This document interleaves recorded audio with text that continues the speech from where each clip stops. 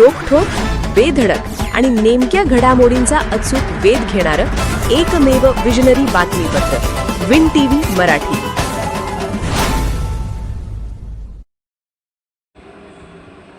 विशाळगडावरील ऐतिहासिक मंदिराची दयनीय अवस्था, रोजगाराअभावी हिंदू कुटुंबाचे स्थलांतर, वारसा धोक्यात.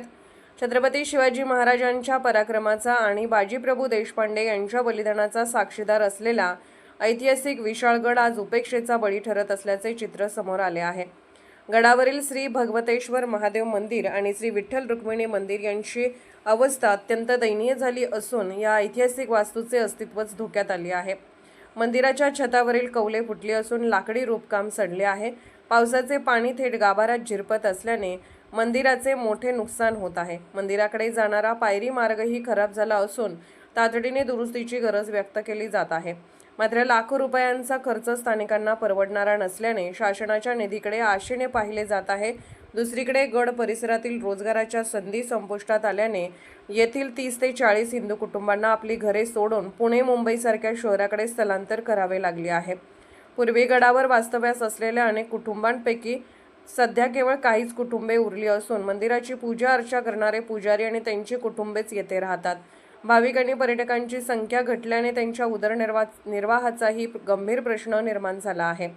या वर्षी महाशिवरात्रीसारख्या महत्त्वाच्या सणालाही मंदिरामध्ये शुकशुकाट पाहायला मिळाला.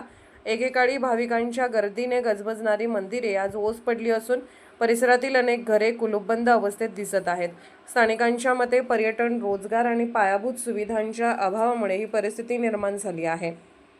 विशेष म्हणजे शिवरायांच्या वारसाचे जतन करण्याच्या घोषणा केल्या जात असताना पुरातत्व विभाग, स्थानिक प्रशासन, लोकप्रतिनिधी तसेच विविध शिवप्रेमी संघटनांनी या मंदिराच्या संवर्धनाकडे दुर्लक्ष केल्याची भावना स्थानिकांमध्ये व्यक्त होत आहे.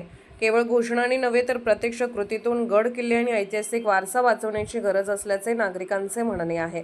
दरम्यान गजापूर विशाळगड ग्रुप ग्रामपंचायतीने पालकमंत्री प्रकाश आंबेडकर यांच्याकडे मंदिराच्या दुरुस्तीसाठी तातडीचा निधी उपलब्ध करून देण्याची मागणी केली आहे.